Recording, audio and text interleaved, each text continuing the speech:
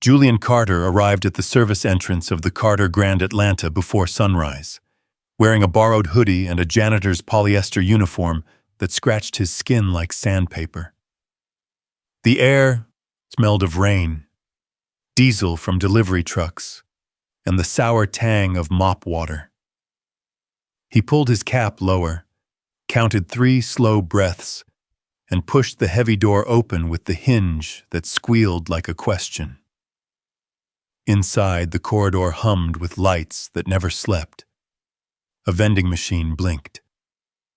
2 housekeepers from the night shift rolled carts past him without a glance. That anonymity, the complete invisibility of a new hire, gave him a thrill he hadn't felt since childhood, the thrill of getting away with something. Julian had been getting away with things his whole life. He was the only son of Michael Carter, founder and CEO of Carter Luxury Hotels, a name printed in bronze on plaques around the world. Julian was bright, charming, and used to elevators whisking him upstairs to rooms where the air was perfumed and the coffee carried notes of almond and approval. He'd grown up attending ribbon cuttings and board dinners, watching men in tailored suits measure success in square footage and nightly rates. He believed he knew how a hotel worked because he had learned to speak the language of occupancy, ADR, and REVPAR. 2 weeks earlier, he and his father had argued over lunch at the company's headquarters. Julian, energized by a TED Talk, declared that leadership was about standards and accountability. If teams failed, it meant they weren't being pushed. Anyone can clean a bathroom if they put their back into it, he'd said, fingers tapping the mahogany table. His father had lifted one eyebrow. "You sure about that, son?" When Julian nodded, Michael Carter's laugh came out dry as paper. "Then go see for yourself." The idea took root in Julian's mind. Infiltrate one of their flagship hotels under a different name, work a frontline job, and gather evidence to prove what he already believed. He'd file a blunt report. He'd teach middle managers to be tougher, faster, sharper. Maybe he'd even give a talk about hustle at the next leadership conference. Now he was here, a nobody in a cheap uniform, pushing a cart that rattled like loose change. The locker room smelled of bleach and old coffee. Metal doors clanged, keys chimed on lanyards, a microwave hummed. Workers spoke in low tones that made little islands of friendship. Laughter near the sink, a sigh over a lunch pail, a hello offered without looking up. Julian opened an empty locker, tucked in a fake ID badge Jeremy, and took his first full look at the faces around him. That was when she entered. The door swung back, and a woman walked through with a gait that didn't ask permission. She was mid-50s, tall without trying, with the upright posture of someone who hated wasting energy. A headscarf wrapped her hair. The name on her badge clean, square letters read Loretta. Her palms were the color of walnut shells worn smooth. She scanned the room like a person who had learned to count the exits, and her gaze landed on him. "First day?" she asked. Her voice had a low, steady music that turned statements into facts. "Yeah," Julian said, aiming for a casual confidence he didn't feel. "You're too clean," she answered, picking up a mop. "That won't last." There was no malice in it. There didn't need to be. It was simply something that was true. Rick, the floor manager, a man whose walk was half trudge, half strut, handed out assignments. High traffic zones. Lobby, corridors. Loretta, take the new guy. Julian worked beside her for an hour and learned that mopping was not pushing water around in lazy figure eights. It was angles, pressure, rhythm, and knowing where dirt hid. Loretta moved like she'd made a treaty with the floor. Touch, lift, rinse, ring, repeat. He tried to mimic her, overcompensated, and sprayed too much cleaning solution on a strip of carpet outside the elevators. It looked wet and fresh. She crouched and sniffed. "You spray bleach directly on our carpet?" "It's cleaning stuff," he said, throat dry. She stood slowly. "That carpet costs more than your monthly paycheck. You want to ruin it? Try it at your house," he flushed. No one ever spoke to him like that in the offices upstairs. Professors had flirted with his ideas, executives indulged his pet theories, but in this narrow corridor with the mop water sloshing, he was a liability wearing rubber-soled shoes. By noon, his shoulders burned. His hands ached in places he didn't know had nerves. He learned how heavy a bag of laundry could be when the handle cut into your fingers, how loud a vacuum sounded when it lived on your back instead of down the hall, how odor found ways to crawl under masks. He ate his sandwich alone on an upturned bucket, mind buzzing with a tangle of irritation and shame. When Loretta walked into the supply closet near the end of the shift, she glanced at him once and tossed a plastic bottle of water into his lap. "Welcome to the real world, kid." The kid landed with more gentleness than insult, and before he could answer, she was gone.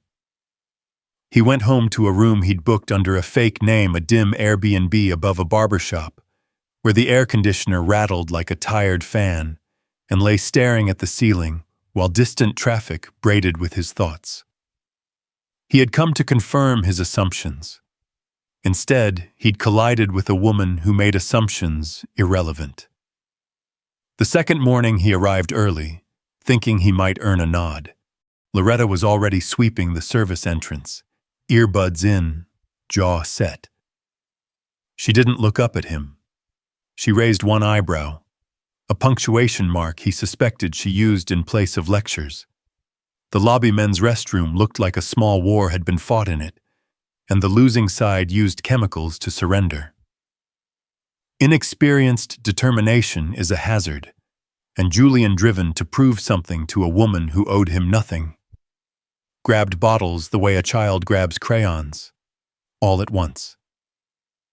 Bleach, ammonia, a disinfectant with a stern label. He was still coughing when the door swung open. Loretta didn't raise her voice. She inhaled once and her face changed. "Did you mix ammonia and bleach?" she asked, already turning toward the door. "Yeah. I thought more chemicals meant more clean. Get out." She caught the door with her foot and called into the hallway. "Open the lobby windows now. We've got a chemical mix." Two workers moved at once, wordless as a drill team. Fans thumped on, air shifted. She found him by a water fountain. "You could pass out," she said, crisp and even. "You could die." He pressed a wet paper towel to his forehead and nodded. His chest burned. His pride burned hotter. That afternoon, in the break room with walls the color of skim milk and a bulletin board announcing flu shots and bus routes, she slid a laminated booklet onto the table. It had the intimate roughness of human effort, corners worn, edges bubbled by steam. On the cover, in black marker, "Safety Basics. Loretta Harris." "What's this?" he asked. "Read it," she said. "Twice." "You're giving this to me?" "You can tear it up if you want. Or read it and stop being a liability." He tried to turn it into a joke. "Why are you helping me?" She took off her headscarf, fanning the back of her neck. "Because I've seen that look before. The one where you think you know the world. Then the world knocks you flat. The difference is what you do after you hit the floor." That night, he did what she said. He read it twice. He learned the names of chemicals and their grudges against each other. He learned why gloves matter, why air matters, why labels matter as much as ambition. He turned each page and felt his vision change the way eyes adjust stepping out of sun into shade. By the end of the week, he'd stopped trying to impress the idea of Loretta and started trying to keep people safe. He moved with more intention and less noise. He learned the quiet choreography of the back hallway, where housekeepers used their hips to nudge carts and their shoulders to keep doors from bruising the paint. He learned that service elevators were slower by design, and that patience was not a noble concept, but a survival skill. He noticed the way a dishwasher's laugh could be the only warm thing about a cold morning. He heard pieces of people's lives that existed between the rooms where money slept. Janelle, 26, saving for community college. Her commute each way took 90 minutes and a prayer for a seat on the bus. Tomas, who carried 2 phones, one for work, one for the country he missed, and sent money home every Friday like clockwork. A maintenance man named Leo who called every machine "Sir" when it misbehaved because respect sometimes tamed what wrenches couldn't. Loretta rarely joined the chatter, but when she did, a hush fell like dust settling. She had a way of listening that made words line up like people waiting at a counter. Once, Julian overheard her say to Janelle, "They think the world spins for them. One day they'll realize the floor they're standing on is held up by people like us." He flinched at the accuracy of the arrow. She hadn't aimed it at him, but he carried the target on his back. Until then, he had believed kindness was a bonus, extra credit awarded if the numbers added up. In the break room, a different arithmetic played on faces. Second jobs, swollen ankles, "Sorry, my babysitter canceled," jokes made of fatigue. They laughed anyway. He laughed with them for the first time, and discovered laughter tasted different when it rose from a tired place. It was richer, like soup made from bones. A few days later, the hotel hosted a large conference. The event hall looked as if joy had been poured into it, and then evaporated. Confetti like blistered paint, glitter that migrated into everything. A wine stain the size of Georgia. The work had a kind of honesty to it. When you wiped a surface and it gleamed, you knew you'd accomplished something indisputable. Even so, he sagged.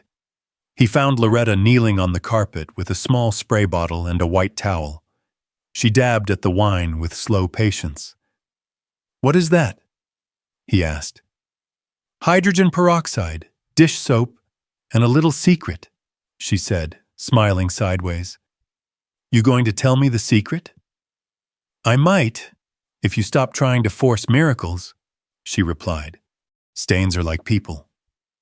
You press too hard. You set them in," he laughed. She didn't, though he saw the corner of her mouth soften. Later, in the hallway near the staff vending machine, he caught an unguarded glimpse of her private life. He'd come looking for almond crackers and heard her say, "My grandson's scholarship might come through. Uniforms not included," though another woman murmured a sympathetic noise. Loretta continued, voice quieter. "He's a good boy. Reads faster than the radio. But nothing's free. Not even Promise Julian didn't mean to eavesdrop. But he stood frozen anyway, learning the shape of a story no spreadsheet could contain. He stepped back into the corridor and saw everything differently. The weight in Loretta's shoulders, the way she folded towels like prayers, the way her eyes rested on people long enough to understand. The next morning, she found a pair of new gloves in her locker, a fresh apron still stiff with factory creases, and a thermos of coffee that smelled like cinnamon. There was no name, just a folded note. For someone carrying more than anyone sees. "Thank you." She felt the paper with the tips of her fingers. In the hallway, Julian walked by, eyes on the floor like a boy trying not to tip his secrets. He wanted to think the hotel itself had softened, but the hotel was a machine that ate hours and returned invoices. People made it bearable. People like Loretta made it human. On Monday, the machine decided to chew faster. Rick stumbled into the back hall, phone clamped to his ear.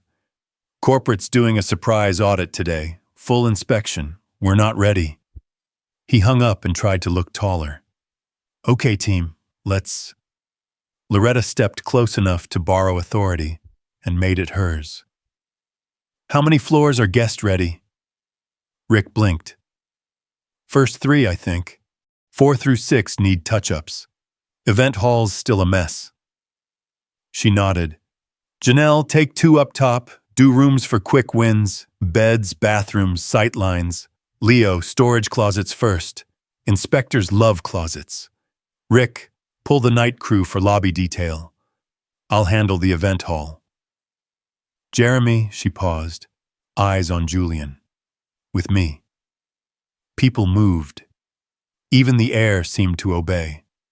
Julian learned that leadership did not require volume, only velocity married to calm. She didn't bark. She didn't panic. She created a map in the middle of a storm and handed people roads. In the event hall, they worked until their shirts stuck to their backs. Chairs into neat rows. Linens folded with straight edges. The red wine stain gave up its ghost under Loretta's quiet insistence. By the time the inspectors arrived, clipboards and handheld devices that measured dust like sins, the place looked more itself than it had a right to. One inspector stopped Loretta in the hall. "You the supervisor?" "No, sir," she said. "I'm the one holding this place together when the real ones forget how." He smirked despite himself and wrote her name down. They passed. Rick did a small victory shuffle in the break room and tried to claim credit. But even he looked over at Loretta as he spoke, and the room's attention tilted gently toward her. After shift, in the humming quiet of the supply closet, Julian told her, "You saved the hotel today. I didn't do it alone. But you led without permission." She wiped down a cabinet shelf. "That's what we do down here. We hold up the roof while the folks upstairs admire the view." That sentence settled over him like a weighted blanket. He lay under it that night, unable to move. The next morning, he woke with honesty lodged in his throat. He found her near the storage room, inventorying spray bottles like a general counting rations. "I lied to you," he said. She stopped writing. "About what?" "My name. It's not Jeremy. It's Julian." "Julian Carter." Her stillness thickened. "As in..." "Yes, as in Carter Hotels." He kept talking because silence scared him. "I came here to prove a point about work ethic. I thought the problem was laziness." The word sounded obscene on his tongue. "I wanted the unfiltered experience, so I used a fake name. But I was wrong. About the job. And about you," Loretta studied him the way people study storms, from the safest angle possible. "And what do you want from me now?" "Nothing," he said, startled by how much he meant it. "Just to tell the truth. And to ask permission to do something with what you taught me." She folded her arms. "You know what saddens me? You came here thinking the problem was down here, not up there. You came to catch us slipping, but you saw us standing." He swallowed. "I know." She nodded once, decisive like a period at the end of a sentence. "I suspected you weren't what you said. Too careful, too shocked by the grind. But I let you learn. That's what people like me do. We teach even when no one asks, what should I do with what I've learned?" He heard his own question and felt small in the best way. "Use it," she answered. "Use your voice where ours gets muffled." Word spread. People kept working, because work doesn't wait for gossip to settle. But their glances lingered longer on Julian, and a few came up to him with half smiles like, "We thought so." He didn't hide. He told anyone who asked that he'd come with the wrong heart and left with a different one. On Wednesday, the administration office summoned Loretta. She had never been invited there. The room smelled like new carpet and framed mission statements. 2 regional directors sat with polite smiles. Julian sat beside them, hands visible on the table, as if to say, "I am present, but not in control." "Ms. Harris," one director began, "we've read Julian's report and spoken with staff. Your leadership kept the hotel aligned. We'd like to offer you a position in our corporate division head of training and development. You'd travel, teach best practices, help shape culture." Loretta listened without blinking. "You want me to trade my place for a title? We want to bring your excellence to the whole company." She looked at Julian. "You think I should take that?" "I think you earned it," he said. He meant, "I think you could straighten the spine of an entire industry." She turned back to the directors. "No." The word fell like a clean cut. One director recovered. "May we ask why?" "My place is with the people whose names don't get read at holiday parties," she said. "If I go upstairs, I'll spend my days explaining the floor to people who believe they already understand it. I won't be a token. But I will help. I'll consult on my terms. I'll teach where I stand." Julian nodded immediately. "Done." They shook hands in a truce both sides could respect. A quiet shift happened then. Not the kind reporters could photograph, but the kind that altered load-bearing beams. Over the next few months, change happened the way honest change usually does. Slowly, inconveniently, and with 2 steps forward for every bewildered shrug. Loretta offered hard-won wisdom while keeping her shift. She ran trainings in break rooms with the door propped open by a paint can. She boiled lessons down to sentences that people could carry in their pockets. Know what chemical you're holding. Solve for safety first. Respect begins behind closed doors. A supervisor's calendar should include 5 minutes a day of listening with no clipboard. She taught new hires how to hold a mop like a tool, not a burden. She taught managers to stop using the word unskilled. Julian traveled from hotel to hotel with a battered notebook and a stubborn humility he was learning to maintain. He listened to night shift teams in Las Vegas, laundry crews in Chicago, dishwashers in Miami. He scribbled ideas, then took them back to the floor managers who groaned about another initiative until they saw that this one came with decent tools and the patience to fix what was broken rather than scold people for using broken things. Break rooms changed first. Old microwaves were replaced with units that didn't spark. Fridges were labeled and cleaned on a schedule that didn't rely on the kindness of one exhausted person. Coffee that tasted like encouragement replaced coffee that tasted like punishment. Schedules grew more humane. Back-to-back closing and opening shifts became rare instead of routine. Anonymous surveys pulsed up issues that executives could no longer pretend not to see. Janelle got a raise and then a promotion to housekeeping lead because her eye for detail didn't go unnoticed when someone started paying attention. Not everyone loved it. Rick complained that the soft stuff took time away from metrics. But he learned to adjust when Julian asked him, gently but publicly, to explain how a soft injury paid for itself. Numbers don't move when people can't. Loretta remained Loretta, punching in early, leaving late, shoulders squared. But a subtle thing had shifted. Managers stood up straighter when she passed. She hadn't asked for respect. She'd manufactured it by doing the work while telling the truth. One afternoon, Julian found her in the lobby polishing the brass handrails near the grand staircase. The light caught the curve of metal and made a small sunrise.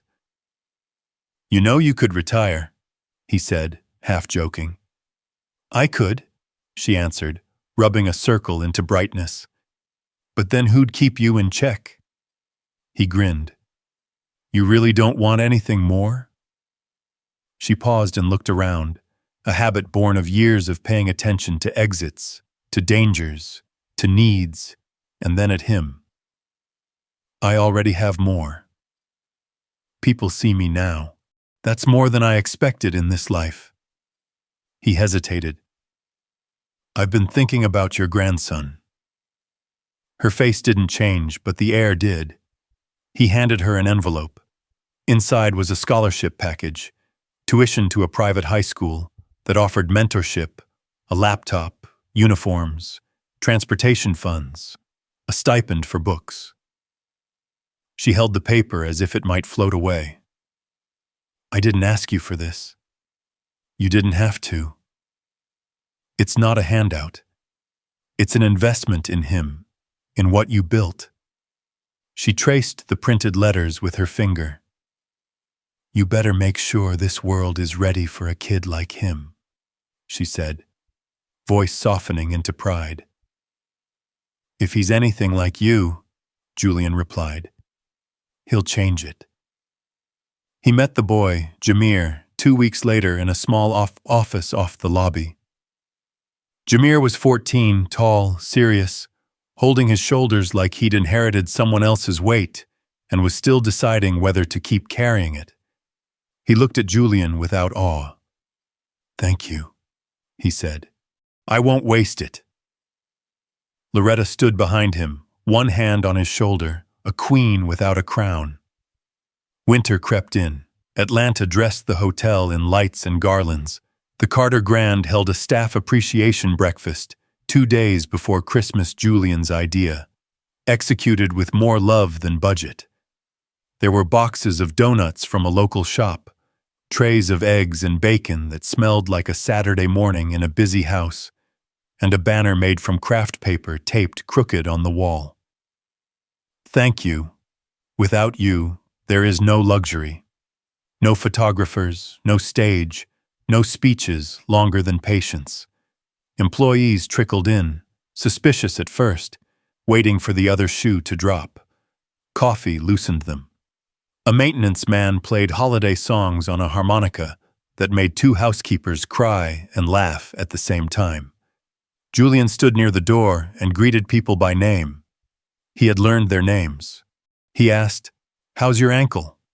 And did the bus route change this week? And tell me about your mother."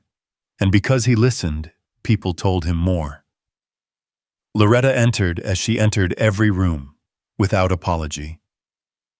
He met her in the middle of the floor and handed her another envelope. She rolled her eyes. "You making a habit of this?" "This one isn't money," he said. Inside was a handwritten letter. He had scratched it out at midnight in his apartment, when the only sound had been traffic sighing like an old man, and he'd wondered if the world would ever be what it promised. He had written, "You taught me that the work nobody wants to do holds everything up. You taught me that leadership happens in silence, in sweat, and in hands that don't shake when things go wrong. You stood your ground until I learned where mine was. Thank you. Julian." Loretta read it slowly, each sentence landing. She folded it carefully and slid it into her coat pocket. "I should knock you upside the head for making me cry in public," she said, roughening her tone so it wouldn't crack. He laughed, swallowing his own heat. "It's overdue." "Don't get cocky," she answered, but there was a smile sitting quietly in her eyes. That night, Julian's father called over video. Michael Carter, who looked most himself in a suit, appeared in a gray sweater. He didn't bother with preamble. "I read your report," and the follow-ups. "You changed the culture down there." "Loretta changed me first," Julian said. Michael was quiet long enough for a new kind of conversation to enter the room. Then he said, "Sometimes legacy isn't what you build. It's who you listen to while you're building." They looked at each other, father and son, two men padded with different versions of pride and something eased. Maybe they wouldn't always agree, but they had learned to speak a sentence in the same language.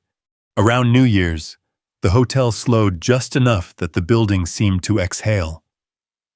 Julian walked the halls as he had on his first day, except now the doors opened for him. He still felt most alive in the service corridors, where the ceilings were lower and the lights buzzed louder, where work looked like work. He found Loretta at the brass rail, again polish, wipe, inspect, small movements that yielded shameless shine. He stood beside her. "I wrote something," he said, embarrassed and proud at once. "I don't know if it's a poem." "Probably not. Try me," she said. He unfolded a slip of paper. "The hands that clean the floor are the same hands that hold the ceiling up. Now that I see them, I call them by name." "That's cute," she said. "You getting poetic?" He laughed. "I'll stick to policies." "Stick to people," she corrected. "Policies can't hug back." He tucked the paper away. She watched him for a moment, as if measuring the distance he'd traveled and the distance he still had to go. "You see now," she said. "Keep looking. Because when you stop, that's when pride grows back." "I won't stop," he promised. She nodded once, satisfied. Change didn't fix everything. It couldn't. There were still days when a guest snapped fingers as if ordering a dog, and the sting took long minutes to fade. There were weeks when payroll felt like a riddle no one knew how to solve without someone coming up short. Rick kept his job but learned to schedule himself for a Saturday now and then, and discovered that answers live on the weekend too. A regional director tried to roll out a morale booster that involved branded stress balls. Loretta tossed hers in the trash and suggested additional paid sick days. When the data came back, sick days cost less than turnover. The director learned to stop confusing swag with care. Julian met with night shift crews in cities whose names he'd only known from airport departure boards. He took notes and sent emails that began, "Per our conversation with housekeeping leads, recommend replacing all Model 12 vacuums," and ended, "Thank you for your patience. We'll do this right." He instituted a practice he stole from Loretta. 5 minutes at the start of every meeting where everyone said one thing going right and one thing getting in the way. He kept listening even when responses bruised him, because a bruise is a sign of life. Jameer thrived at his new school, stunned by libraries that opened late. He joined a robotics club and found that building something that moved felt like telling the world a secret it needed to hear. He wrote an essay titled Elevation and won a citywide contest. The first time he took the stage to read it, Loretta sat in the second row, hands clasped so tight the knuckles whitened, and Julian stood in the back, leaning against a wall, smiling in a way that hurt. When people asked Loretta if she'd changed the company, she shrugged. "I just did my job," she said. But in quiet moments, she admitted to herself that she had reclaimed something she'd handed over years ago without noticing. The belief that her work mattered up and down the ladder, not just under it. One spring afternoon, a year after Julian's first shift, a woman checked in who looked like money dressed as comfort. She complained about the temperature, the view, and the color of the carpet inside 10 minutes. Housekeeping sent a runner. The runner came back flustered. "She says the bathroom's not clean enough." "It's clean." Loretta took her card up. She knocked. The woman opened the door with a face like a granite counter. "Finally," she said. "Look at this." smudges around the faucet. Loretta stepped in, examined the chrome knob, and saw the faint arcs of a cloth that had done its best. She wiped once, twice, 3 times. The chrome turned mirror. The guest sniffed. About time. Loretta turned toward the woman, straight-backed, and held eye contact for a breath longer than hospitality requires. "It matters to us that you're comfortable," she said, "and it matters that my colleague is respected. Thank you for telling us what you needed." She smiled, real and small. On the way down, the elevator stopped. Julian stepped in, took one look at her expression, and pressed the closed door button. "All good?" he asked. "All good," she said. "Sometimes comfort takes manners with it when it travels." He laughed. "We'll put that on a sign." "Don't," she said. "Just train them better." He did. Years later, when people in other hotels adopted the Carter model of ground-up leadership, consultants wrote reports with words like transformational and engagement. But the real story stayed simpler. It was a woman with a headscarf handing a boy a safety guide. It was a mop moving in straight lines. It was an apology that turned into a system that turned into culture, and a culture that did not forget to say thank you with donuts and an honest banner. It was a man who used to sit in boardrooms now choosing to stand beside a cart and ask, "What do you need?" and mean it. It was a boy named Jamir building a robot that could find its way back to the starting square, who would one day study engineering and tell a scholarship committee, "My grandma taught me to read the labels. On bottles, on people, on power." It was, most of all, the hands brown, pale, rough, soft, scarred, young, old, that held up the roof without anyone watching. The hands that scrubbed away evidence of other people's mistakes and made rooms look like the world had never been messy. The hands that didn't make the news, but made everything possible. Julian kept his poem. He didn't frame it. He folded it and left it in his wallet, a talisman against forgetting. Sometimes he'd take it out in the middle of a meeting and read it under the table while people debated quarterly margins as if they were a weather pattern. The words steadied him. They reminded him that margins didn't climb unless dignity did too. On a summer evening, the lobby windows swallowed the last of the sun. The city put on its night. Julian and Loretta stood near the staircase listening to the hotel breathe. "You ever think about writing another guide?" he asked. She smirked. "What would I put in it?" "Don't be stupid."